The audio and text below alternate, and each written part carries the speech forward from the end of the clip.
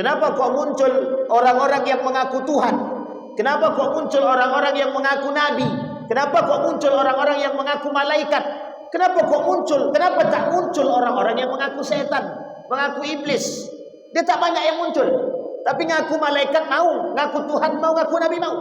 Dha'ful ilmi, lemahnya ilmu. Wa dha'ful akidah, lemahnya akidah. Ada kasus yang lagi viral. Namanya film Walid. Ini setiap orang kayaknya di HP-nya muncul semua kan? Itu Bapak Ibu, film Walid itu film kenyataan. Difilmkan. Dulu di Indonesia ini ada begitu. Kau mau masuk, ini ada satu kelompok. Yang kelompok ini Bapak Ibu sekalian yang berbahagia, itu sholatnya tak pakai baju. Ada. Kami sholat tapi tak pakai baju sehelai benang pun. Wah, ada dulu begitu Pak. Itu sesat itu.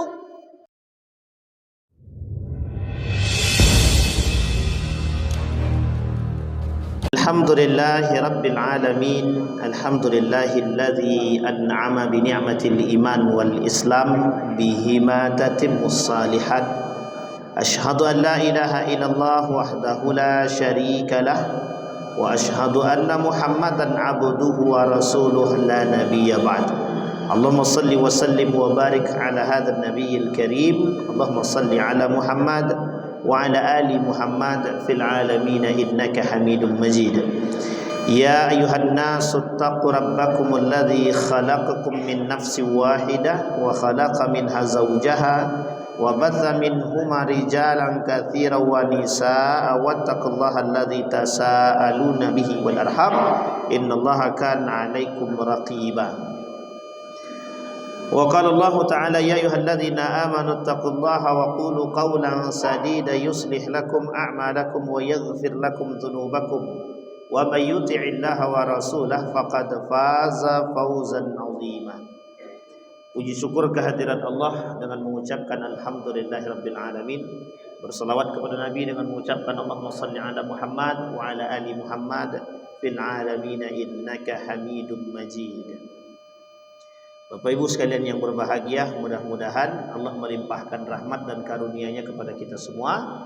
Insyaallah mudah-mudahan di maghrib ini Allah berikan kita keberkahan.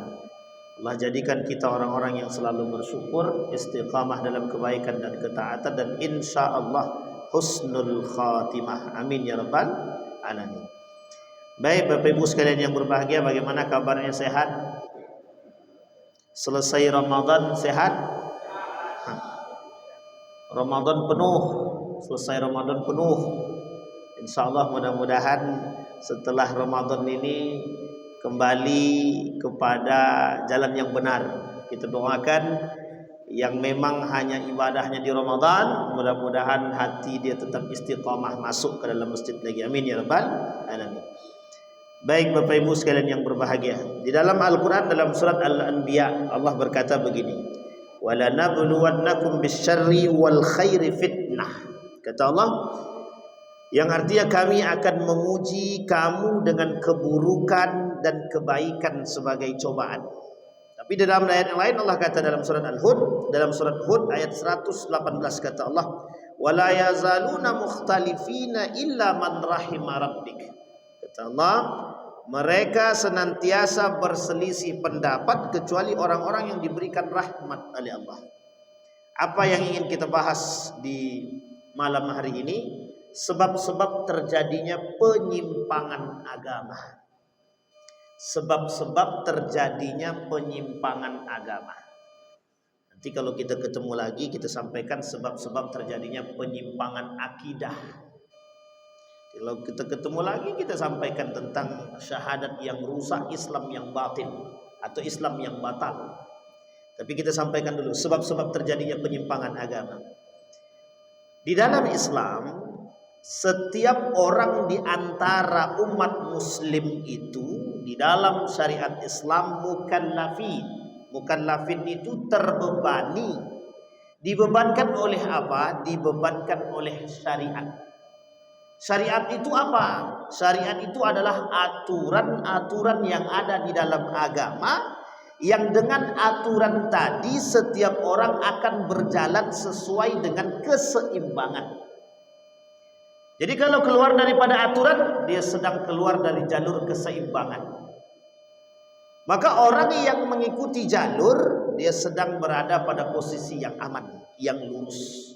Ihdinas siratal mustaqim, siratal ladzina an'amta 'alaihim ghairil maghdubi 'alaihim waladdallin.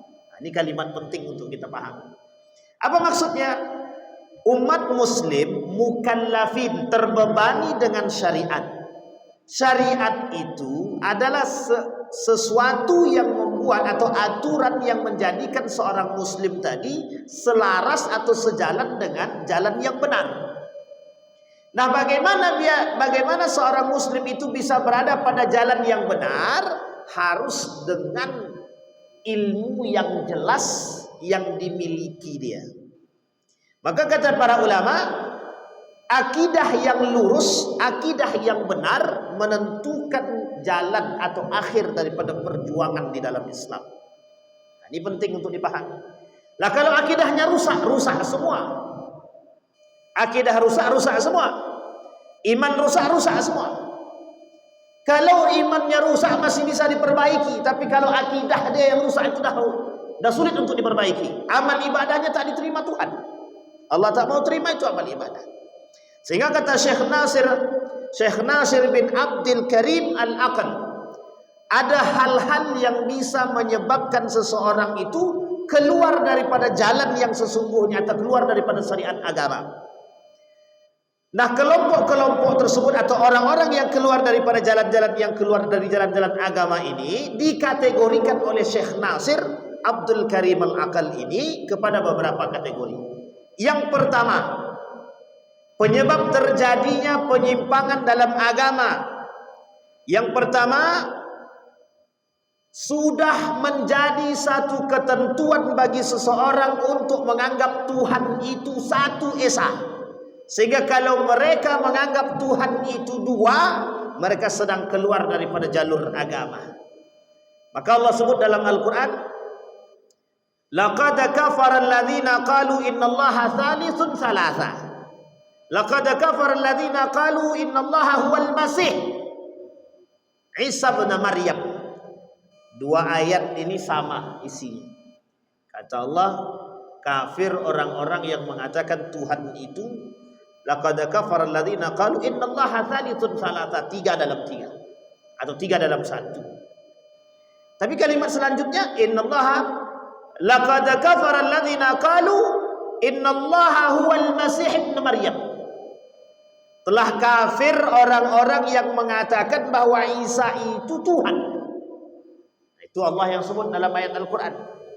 Artinya, yang tidak mengatakan bahwa Tuhan itu esa sesat.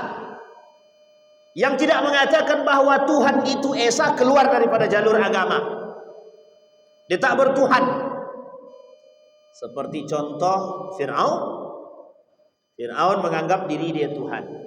Sudah ditunjukkan kebenaran, tetap saja mereka mengatakan, tetap saja dia mengatakan bahwa diri dia Tuhan. Sampai Allah katakan, walanabluwakum bisyarri wal khair fitnah. Kami jadikan ujian bagi kalian itu kebaikan dan keburukan. Kebaikan dan keburukan cobaan bagi orang yang beriman. Kalau dia tergoda dengan keburukan, keluar daripada fitrah dia sebagai manusia yang beragama. Fa'aqim wajhaka lid-dini hanifa fitratallaha fataran nas 'alaih. Hei orang beriman, fitrah kalian itu beragama. Agama yang harusnya kalian miliki itu satu saja, agama Islam. Jadi kalau kalian keluar daripada agama, keluar daripada kebaikan. Kalau kalian keluar daripada kebaikan, sedang dalam ujian. Nah, ini penting untuk dipahami, Pak. Dan makna lain daripada ayat tersebut adalah bahwa kebaikan dan keburukan itu adalah ujian dari Allah, cobaan. Bagaimana orang bisa keluar daripada agama yang benar? Itu ujian, Pak, ujian. Bisa seorang muslim yang mengaku muslim pernah menyandang gelar seorang dai, Saifuddin. keluar daripada Islam, murtad dia, keluar daripada Islam menjadi seorang ahli agama di agama dia yang baru. Sampai dia cincang-cincang itu, apa kata dia, dia sudah keluar daripada agama. Tapi kemudian dia cincang tah ikan, tah ayam itu saya lupa. Dia nyebut nama bismillah, bismillah, bismillah, Allahu Akbar, Allahu Akbar. Itu penghinaannya. Siapa namanya? Saifuddin. Nah, ini boleh diingat tak apa-apa karena dia sudah murtad daripada agama Islam. Orang murtad itu dalam Islam darah dia halal, boleh dibunuh dalam Islam. Di luar Islam tak boleh, dalam undang-undang kita tak boleh. Nah, pernah dengar namanya pemain film itu siapa namanya? Lukman Sardi. Nah, itu kan juga murtad itu dari Islam. Selesai menjadi pemeran film sang pencerah Ahmad Dahlan. Itu yang pertama. Orang yang keluar daripada atau orang yang terjebak dalam penyimpangan agama adalah yang menganggap Tuhan itu dua, tiga atau tidak kuasa. Makanya Bapak Ibu sekalian yang berbahagia, Buya Hamka bilang banyak orang yang sesat sekarang. Tuhannya banyak, tak Tuhan lagi. Tuhannya tak satu lagi. Tuhannya dah banyak. Namanya Tuhan modern namanya. Baik harta, kekuasaan, segala macam itu semua Tuhan baru. Kita tak bahas itu. Yang kedua, apa yang terjadi itu memang sudah sunnatullah pada hambanya. Terjadinya penyimpangan agama di antara sekian banyak manusia itu hal biasa. Penyebabnya ada. Lemahnya ilmu yang mereka miliki. Kenapa kok muncul nabi palsu? Kenapa kok muncul Musailamah al-Kadzdzab? Kenapa kok muncul orang-orang yang mengaku Tuhan? Kenapa kok muncul orang-orang yang mengaku nabi? Kenapa kok muncul orang-orang yang mengaku malaikat? Kenapa kok muncul? Kenapa tak muncul orang-orang yang mengaku setan, mengaku iblis? Dia tak banyak yang muncul. Tapi ngaku malaikat mau, ngaku Tuhan mau, ngaku nabi mau. Dha'ful ilmi, lemahnya ilmu. Wa dha'ful aqidah, lemahnya akidah. Ini poin penting untuk disampaikan. Harus disampaikan. Ini Bapak Ibu sekalian yang berbahagia. Apa kata Allah? Wala yazaluna mukhtalifina illa man rahima rabbik. Banyak orang di antara umat muslim itu yang menyimpang daripada akidah. Illa man rahima rabbik, kecuali orang-orang yang mendapatkan kasih sayang dan rahmatnya Allah. Kita ambil contoh. Ada kasus yang lagi viral. Namanya film Walid. Ini setiap orang kayaknya di HP-nya muncul semua kan? Itu Bapak Ibu, film Walid itu film kenyataan. Difilmkan. Dulu di Indonesia ini ada begitu. Kau mau masuk, ini ada satu kelompok. Yang kelompok ini Bapak Ibu sekalian yang berbahagia, itu sholatnya tak pakai baju. Ada. Kami sholat tapi tidak pakai baju sehelai benang pun. Wah, ada dulu begitu Pak. Itu sesat itu. Ada di Riau ini juga. Di daerah sana itu saya tak tahu nama tempat lebih jelasnya itu. Bengkalis. Nah, waktu itu sudah berlalu beberapa hari yang lalu. Jadi alirannya itu dia buat kajian. Jadi dalam kajian itu Bapak Ibu sekalian yang berbahagia, dia boleh menyentuh perempuan manapun. Wah, dulu di Jawa juga ada. Pimpinan pengajian ini boleh mensetubuhi wanita-wanita itu. Jadi kalau ada wanita-wanita yang mau nikah, harus datang ke dia dulu, cek. Jadi begitu Pak, itu sesat. Uniknya ada pengikutnya Pak. Ada tuh pengikutnya. Bid'ah yang paling besar itu ketika Ramadan kemarin kita lihat tuh, yang sholatnya kencangnya bukan main itu bid'ah itu. Sangat bid'ah itu Pak. Itu bukan sesat, tapi menyesatkan. Bukan sesat tapi, nah kayak film Walid itu. Film Walid itu Pak nampak itu nyata itu Pak, cerita nyata itu. Banyak itu, yang kelompok-kelompok itu tuh banyak.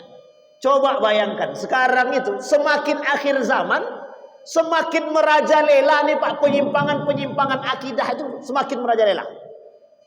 Tadi ada yang tanya, Ustaz, gimana menurut Ustaz pandangan Ustaz tentang pesantren lintas agama sesat, menyesatkan orang? Bapak Ibu boleh cek nanti di Google. pesantren lintas agama. Ini pesantren apa kita tidak tahu nih Pak. Di dalam pesantren itu semua agama boleh masuk dan ada semua di situ. Ada pimpinan-pimpinannya, ada ustadznya Pak atau kiainya, ada pendetanya, ada rahibnya dan lain sebagainya di dalam itu. Jadi satu Pak. Itu kalau lagi doa gimana itu? Doa bareng-bareng atau gimana kita nggak tahu itu. Jadi nampak tuh Pak, kalau lagi makan ada yang berdoanya masing-masing, ada yang begini tangannya, ada yang begini dan lain sebagainya. Kata mereka itu toleransi, itu namanya pluralisme agama, penyesatan. Itu penyimpangan. Sekarang ini semakin akhir zaman semakin banyak yang sesat. Jadi kalau kita tak pandai jaga akidah kita ikut sesat, ikut sesat. Dan kesesatan yang nyata itu berada di hadapan kita hari ini. Kesesatan yang nyata itu berada di hadapan kita. Bagaimana kita mampu menjaga akidah kita di tengah huru-hara kesesatan-kesesatan yang nyata. Coba Bapak Ibu bayangkan, banyak pengikutnya banyak. Apa penyebabnya mereka kok bisa mengikuti itu? Nomor 3 jawabannya, mengikuti hawa nafsu. Hawa nafsu yang mereka pertontonkan. Prasangka dan mengikuti jalan syaitan. Talbisul iblis. Iblis punya strategi untuk menyesatkan orang. Iblis punya janji dengan Tuhan. Karena iblis tak mau berbaiat. Iblis tak mau tunduk kepada Nabi Adam. Apa kata Allah? Iblis tak mau. Kenapa iblis tak mau? Aku diciptakan dari api, dia diciptakan dari manusia. Mana yang paling kuat? Mana yang paling bagus? Mana yang paling hebat? Kata iblis dengan kesombongannya. Cara iblis dibuat perjanjian. Kata iblis, aku akan menghasut anak keturunan Adam. Kata Tuhan, silahkan. Kata Allah, silahkan. Engkau menghasut, aku yang akan menjaga. Sehingga yang terjerumus dalam kesesatan itu adalah orang-orang yang tak berpegang teguh itu Pak. Dengan akidah yang baik dan benar. Yang menjadi masalah bukan itu Pak Ustaz. Betul. Kalau akidahnya lurus enak Pak. Yang menjadi masalah itu adalah, yang menjadi masalah di antara kita sekarang ini ada munculnya kesesatan yang sifatnya samar-samar. Tahu Bapak Ibu yang sifatnya samar-samar? Rusak akidah kita dengan cara yang samar-samar. Apa contohnya yang samar-samar itu? Syirik dan kemusyrikan. Bisa menyebabkan orang terjerumus dalam penyimpangan akidah. Kita ambil contoh. Apa hukumnya memandikan keris? Nah, ini jangan tersinggung ya. Memandikan keris dengan kembang 7 rupa. Ini banyak yang melakukan Pak dulu tuh, banyak. Uniknya Pak, kami pernah lihat itu keris itu bisa berdiri sendiri. Pertanyaannya siapa yang mendirikan Pak? Kalau bukan syaitan. Orang yang bermain dengan setan, mesti setan minta tumbal. Nah, nanti jangan salah, yang dimintanya siapa? Kita dimintanya. Aku minta suamimu aja, aku minta istrimu aja. Ada seorang suami bermain dengan jin. Artinya dia bekerja sama dengan jin, sekutunya jin. Meninggal suaminya tadi, berubah jin tadi jadi suaminya. Tiap malam berhubungan badan dengan istrinya. Dikira istrinya, suaminya hidup lagi. Rupanya jin. Itu coba bayangkan. Jangan salah. Jin ini pintar pula. Nampak nih istri orang nimbatnya juga. Nah, ini jin-jin yang sesat juga nih. Tapi hati-hati Pak yang bermain dengan sekutu. Itu syirik-syirik. Syirik dan kemusyrikan itu hari ini Bapak Ibu sifatnya samar-samar. Kalau dulu jelas Pak, orang nyembah patung itu jelas. Sekarang tak lagi. Yang disembahnya manusia, kan tak nampak lagi sekarang. Manusia disembahkan. Pertanyaannya, kalau nyembah manusia syirik apa tidak? Kalau nyata manusia yang disyirik itu jelas kesyirikannya Pak. Yang disembah itu jelas Pak. Tapi ini bukan begitu modelnya Ustaz. Minta bantu kepada manusia seolah-olah manusia itu terhebat katanya. Itu tuh. Ya kita bahas tuh. Baik, maka syirik modern yang banyak. Orang-orang yang syirik modern ini banyak. Dah kita pernah sampaikan. Kalau belum saya sampaikan contohnya aja. Orang yang cinta kepada harta, orang yang cinta kepada mobil, takut mau hilang mobil, takut hilang segala macam lah. Pokoknya tak ada duit stres, tak ada ATM stres. Nah, itu namanya Tidak ada internet stres, tak ada HP stres, tak ada tidak main game online stres, tidak judi online stres. Itu namanya syirik-syirik modern namanya. Itu dah syirik-syirik beneran, itu syirik-syirik modern. Kufur yang kedua, sifatnya samar-samar. Orang kufur ini juga bisa Pak, penyebab terjadinya penyimpangan agama. Apa ya pelaku-pelaku kufur ini seperti apa? Banyak Pak, kufur ini banyak. Kapan waktu kalau kita ketemu kita sampaikan macam-macam daripada perbuatan-perbuatan yang terjerumus dalam kekufuran. Satu di antaranya tidak sholat Pak. Orang yang tak sholat, orang yang tak puasa, orang yang batal syahadatnya itu kufur semua Pak. Nah, coba bayangkan kalau yang tak sholat. Jadi kalau ada orang yang tak sholatnya sengaja, itu udah kufur itu Pak. Kafir tidak, kufur iya. Kalau kufur itu apa maksudnya? Tak ada gunanya ibadah dia itu. Ibadah dia semua tak ada guna. Mau mati-matian dia sholat, mau sholat tahajud dia 100 rakaat apa 2000 rakaat, tapi tidak sholat wajib dia satu aja salah. Tidak sholat wajib dan tidak ada guna. Tahajudnya tidak ada guna Pak. Puasanya tidak ada guna. Zakatnya tidak ada guna. Nah, coba bayangkan. Jadi itu kufur. Kalau kufur itu semua yang dia buat tak ada bernilai di sisi Allah. Di sisi manusia iya, di sisi Allah tidak. Itu berat tuh Pak. Yang ketiga, nifaq wal munafiqun. Orang munafik. Sama Pak. Orang munafik itu adalah perilaku nifaq ini perilaku yang mengantarkan kepada penyimpangan agama dalam diri seseorang.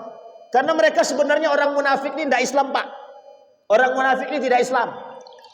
Orang munafik ini izharul Islam wa ibtalul kufri. Pura-pura Islam. Itu munafik.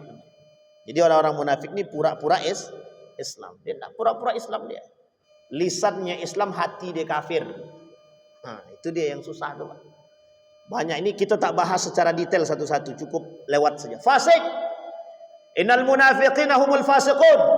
Orang-orang munafik itu fasik. Orang fasik belum tentu munafik. Tapi fasik kalau dilakukan terus-menerus kufur. Apa contohnya? Puasa. Orang yang tak puasa terus-menerus. 1 hari dia tak puasa fasik. 2 hari dia tak puasa fasik. Kalau sudah 30 hari dia tak puasa, itu bukan fasik lagi Pak. Lebih daripada itu bisa. Sampai-sampai orang-orang yang fasik ini, jika dia menafikan kewajiban apa perbuatan yang dia lakukan, terjerumus dalam kemungkaran. Misal, puasa itu tidak wajib Ustaz. Puasa itu sunnah. Atau puasa Ramadan itu tidak wajib. Puasa Ramadan itu sunnah saja. Yang mau saja. Nah, berarti dia sudah mungkar. Sudah kufur. Bahkan sebagian ulama mengatakan sudah kafir. Baik Bapak Ibu sekalian yang berbahagia. Itu beberapa contoh daripada kesesatan atau kufur yang samar-samar. Kafir samar-samar. Bisa membuat orang kafir secara samar-samar. Sekarang kembali kepada poin penyimpangan agama tadi. Yang keempat, fanatik golongan. Fanatik golongan. Kalau fanatik golongan, kita kembalikan kepada poin utamanya, taklidul a'ma. Jadi ada orang-orang yang taklid buta. Tahu taklid buta Bapak Ibu? Asal ikut. Nah, itulah pengikut-pengikut Walid itu asal ikut aja itu. Makanya dia mau aja itu. Yang uniknya lagi yang mengikuti itu Pak. Apa dia tak belajar? Harusnya dia bisa menggunakan akal dia untuk berpikir, benarkah? Masa iya untuk melakukan pernikahan itu harus diuji dulu oleh pimpinan atau kiainya gitu. Itu kalau ada begitu kan jelas sesatnya. Itu untung kiainya Pak. Pertanyaannya dosa apa tidak? Nah, kita ambil contoh yang paling sederhana. Ini kalau ada pengikut aliran-aliran seperti ini bahaya juga nih Pak. Ini kesesatan tapi harus dijelaskan. Jadi dampak daripada ketidaktahuan. Misal Pak ya, kalau ada suami istri, na'udzubillah sudah talak 3 dia, jangan coba-coba balik. Kalau balik dia berzinah dia itu Pak. Tapi kan itu menurut aku cuma talak 1, itu menurut ente, bukan menurut agama. Ini sekarang banyak begini Pak. Beberapa hari yang lalu ada yang nelpon saya, Ustaz, mohon maaf Ustaz, kami sudah talak 3, tapi saya sudah nikah pula dengan laki-laki lain, kata istri dia. Cuman selama itu saya tak pernah dizina, tak pernah disentuh, dijamah oleh suamiku. Akhirnya aku gugat cerai Ustaz. Setelah itu kami nikah lagi balik dengan mantan aku, sesat zina. Hati-hati Pak. Ini banyak di tengah masyarakat nih penyebab kekurangan pengetahuan kita, dhaful ilmi tadi. Banyak orang-orang yang memaksakan hawa nafsu dia. Aku cintanya sama dia Pak Ustadz, aku tidak mau tahu. Tapi kan kalian sudah talak 3, biarkan aja Pak Ustadz. Yang penting kami suka sama suka. Tidak bisa Pak. Cinta itu tidak bisa menghalalkan yang haram, tidak bisa. Cinta tidak bisa menghalalkan yang haram. Nyawa saja taruhannya tidak bisa menghalalkan yang haram, apalagi cinta. Babi bisa tidak menjadi halal kalau taruhannya dengan nyawa. Bukan halal diperbolehkan, itu bukan halal berarti. Hanya diberikan keringanan. Nah, itu salah pahamnya yang terjadi itu. Dianggapnya babi itu jadi halal kalau sudah mau mati. Bukan jadi halal, diberikan keringanan. Jadi jangan salah paham. Jadi kalau seandainya dianggap halal, berarti sepanjang dia musafir tak ada makanan, dia boleh makan babi terus. Tidak bisa begitu, salah. Yang benar itu, sedang laparnya, kalau tak makan langsung mati, dimakan sedikit, hilang lapar, selesai. Kalau makan sedikit lagi jadi haram. Nah, begitu dia aturan main deh. Bukan penghalalan, diberikan keringanan. Itu harus dipahami. Yang kelima, penyebab terjadinya penyimpangan akidah. Adanya dai-dai yang mengajak kepada kesesatan. Ini kita bahas kalau kita ketemu lagi dalam poin khusus, namanya ulama su' atau dai-dai cinta dunia. Ini tak boleh dibahas di sini secara detail karena waktu tak cukup. Baik. Kemudian bal nattabi'u millata alaihi aba'ana. Kami hanya mengikuti apa-apa yang telah kami dapat dari perbuatan bapak atau nenek moyang kami. Taklidul a'ma. Taklidul a'ma. Seperti contohnya Yahudi. Yahudi itu mengikuti agama nenek moyang. Sudah datang kepada mereka kebenaran, mereka tak mau. Makanya kenapa mereka kaum Israel itu tak mau beriman kepada Nabi Muhammad. Orang Yahudi itu tak mau beriman kepada Nabi Muhammad. Karena mereka merasa kami ini mengikuti agama nenek moyang kami. Agama nenek moyang mereka udah sesat Pak. Dulu ada cerita. Ada 5 orang soleh. 5 orang soleh ini mengajak masyarakatnya untuk bertauhid kepada Allah. Mengesahkan Allah. Satu ketika generasi pertama berarti anak mereka, anaknya orang-orang 5 orang soleh ini, anaknya dan para pengikutnya itu masih tahu kalau 5 orang soleh ini adalah orang soleh bukan Tuhan. Mereka masih mengajarkan, menganut ajaran-ajaran yang dibawa. Tapi pada generasi yang ketiga berubah Pak, dari orang soleh jadi Tuhan. Kenapa kok bisa berubah? Salah informasi atau bisa jadi taklidul a'ma, mengikut yang salah. Apa yang terjadi? Yang 5 orang ini oleh generasi pertama dianggap orang soleh, pada generasi ketiga dianggap Tuhan. Lah kok bisa terjadi perubahan begitu Ustaz? Banyak penyebabnya. Satu, kebodohan. Yang kedua, karena fanatik. Yang ketiga, karena kelemahan ilmu. Yang keempat, tidak tahu kebenaran. Nah, itu pentingnya untuk kita pahami Pak. Coba kalau tidak paham sejarah. Kalau kita tidak paham sejarah bisa sesat kita Pak.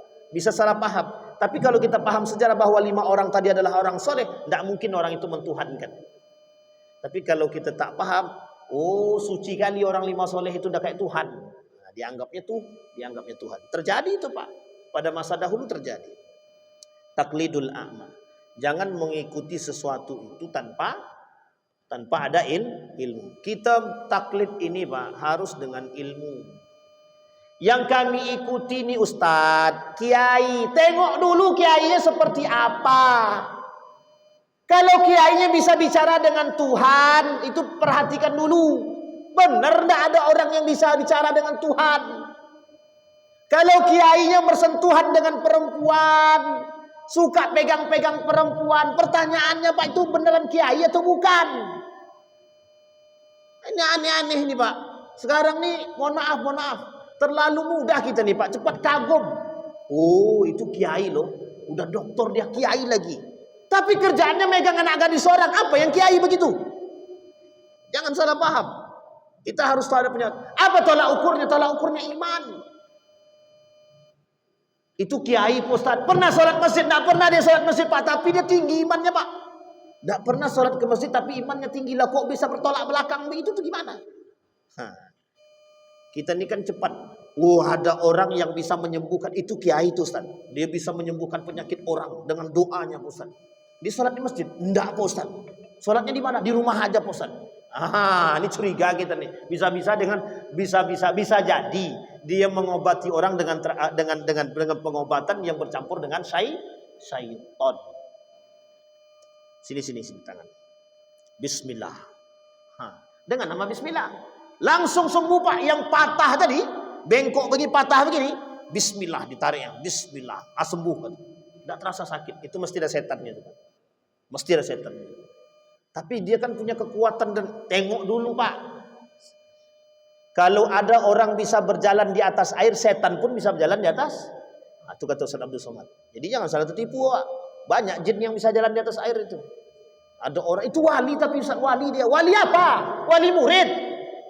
Banyak wali murid tapi dia wali bisa jalan di atas air Pak Ustaz. Oh jangan salah. Jin juga banyak.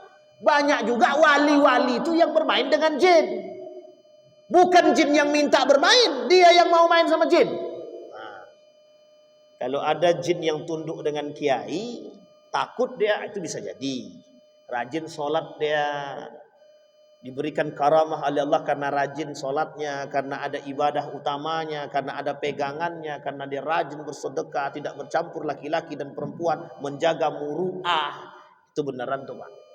Itu bisa, boleh kita jadikan patokan. Ini ndak ke masjid, ndak pernah mencaci maki. Kita ambil contoh, tengok di televisi itu. Ada kiai, dianggap kiai, mencaci maki. Gondrong pula lagi. Kerjaannya menyebar uang, disebarkannya begini-begini. Ndak ada etikanya. Itu dianggap kiai.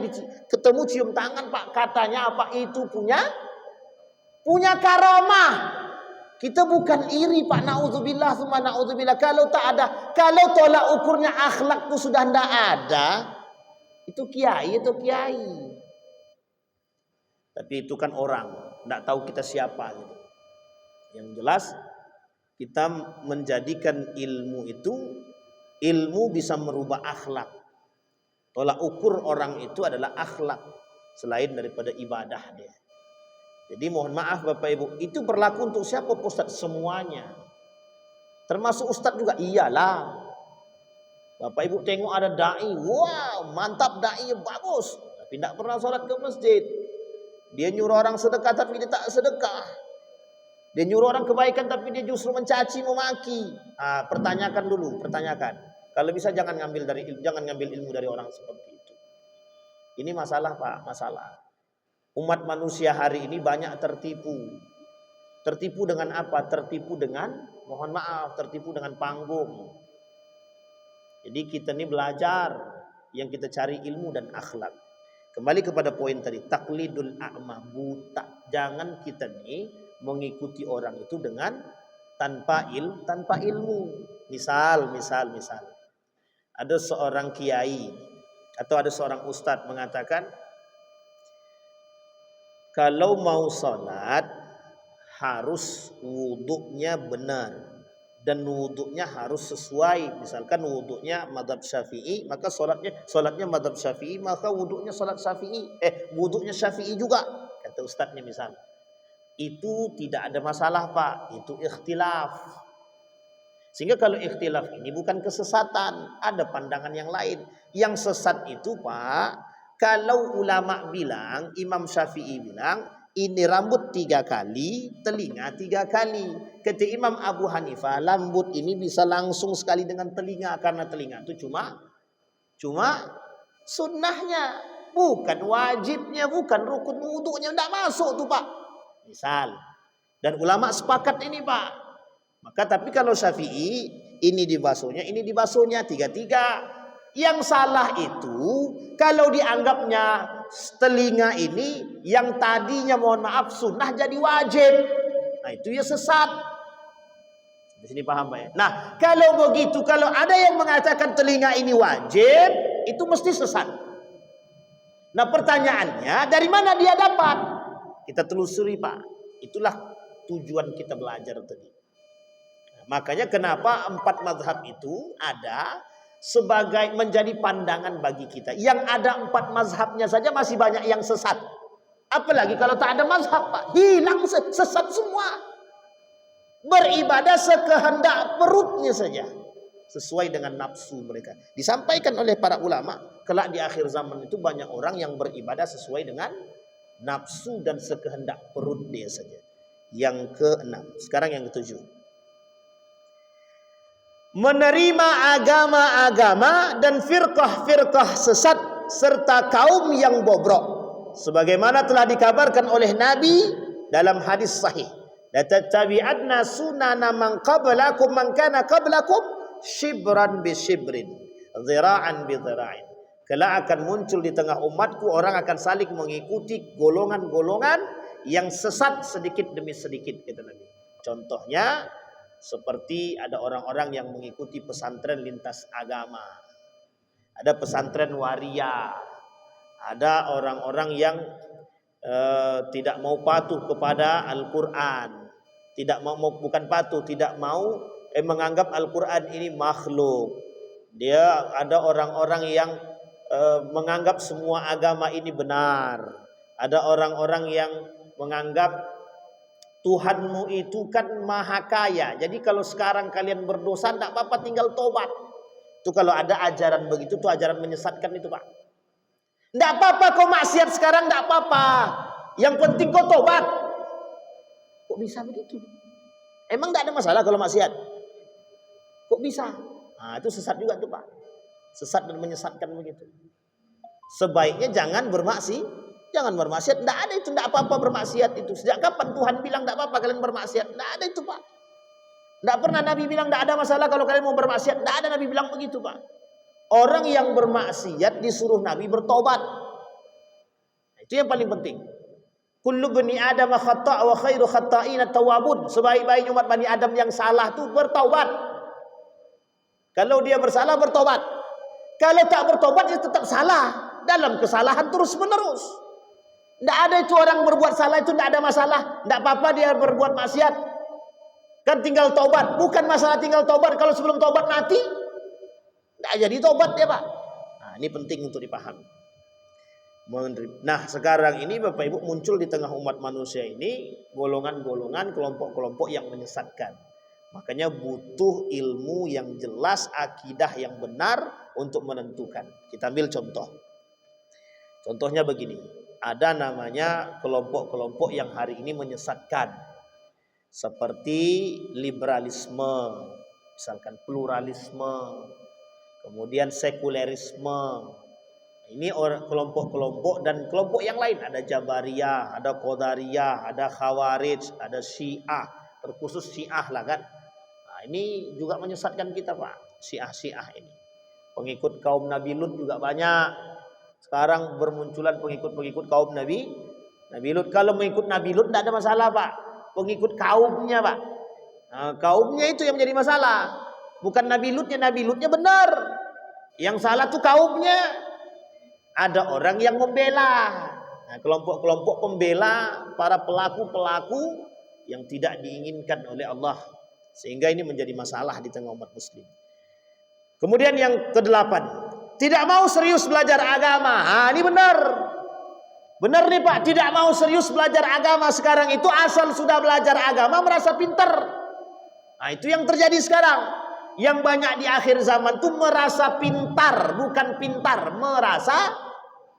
Baru belajar setahun agama udah jadi ahli fatwa dia. Ah, itu banyak tuh sekarang. Kita tidak mengatakan siapapun, Pak, tapi itu kenyataan.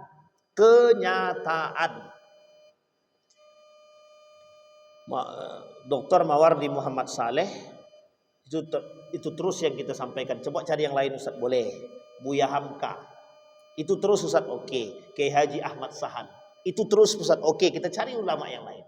Kita ambil misalkan Syekh Mutawalli Sya'rawi itu terus, Ustaz, oke. Syekh Atiyah Syakar itu terus, Ustaz, oke. Kita cari ulama yang lain. Syekh Ali Jum'ah yang lain, Ustaz, oke. Kita cari yang lain lagi. Syekh Ad-Dimaski. Semua nama-nama yang saya sebutkan itu, Pak, sampai akhir hayatnya terus belajar agama. Sampai akhir hayat, baik formal maupun non formal.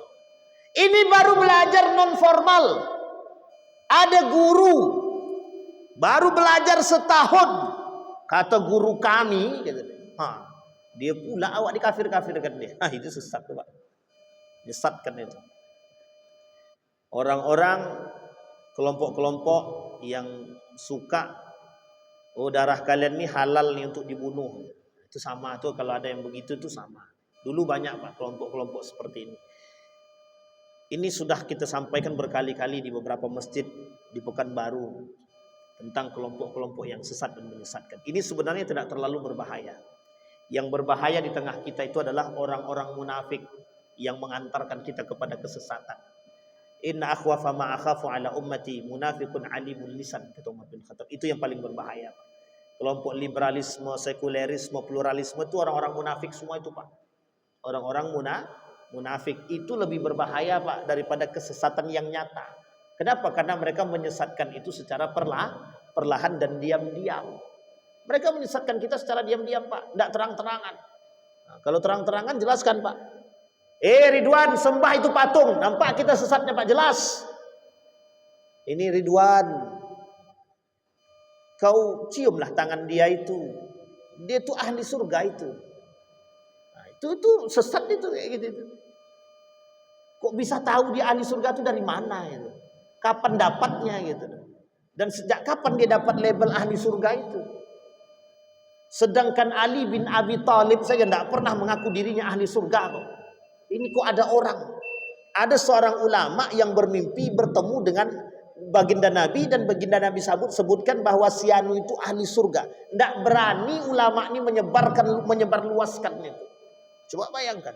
Ini ada orang ngaku ahli surga. Nah, cium tangan aku. Kalau kau tak cium tangan ini bisa membuat kalian masuk dalam surga. Haram jasad kalian masuk dalam neraka. Kata. Mak, kalau begitu mau juga kita. Tidak mungkin pula saya ngaku Muhammad Ridwan jadi malaikat Ridwan, masuk sini catat nama, kata. Masuk surga gratis. Tidak mungkin Pak. Itu sesat, menyesatkan itu. Kenapa? Apa penyebabnya mereka seperti itu? Dha'ful ilmi. Maka iman Bapak Ibu sekalian yang berbahagia, dasarnya adalah iman. Bagaimana kita membentuk iman yang kuat tadi? Membentuk iman yang kuat didasarkan kepada akidah yang benar. Bagaimana cara kita membuat akidah yang benar? Yang pertama, mengetahui keesaan Allah. Kalau kita nih Bapak Ibu sudah punya satu dalil yang kuat di dalam sholat kita itu. Inna salati wa nusuki wa mahyaya wa mamati lillahi rabbil alamin. Dalam ilmu tasawuf dah paling tinggi itu Pak. Sudah mengakui keesaan Tuhan, tak ada lagi, tidak ada Tuhan selain daripada Allah. Mati, hidup mati dah karena Allah. Bahkan berani Allah kata, sampai-sampai Nabi kata dalam hadisnya, ada orang saling mencintai karena Allah, berpisah karena Allah. Coba bayangkan, itu kalimatnya sederhana tapi mengapa kok begitu dalamnya? Itu karena satu saja Pak, tauhidnya tinggi Pak. Ada ndak orang yang yakin kepada Allah? Ada. Kalau ndak Pak, Nabi Ismail, siapa nama ibunya? Hajar. Kok bisa tinggal di Mekah berdua tak ada manusia Pak? Jawabannya kan pertanyaan dia kepada suaminya, apakah ini perintah Tuhan? Apakah ini perintah dari Allah? Tidak dijawab sama Nabi Ibrahim, cuma dianggukkan aja.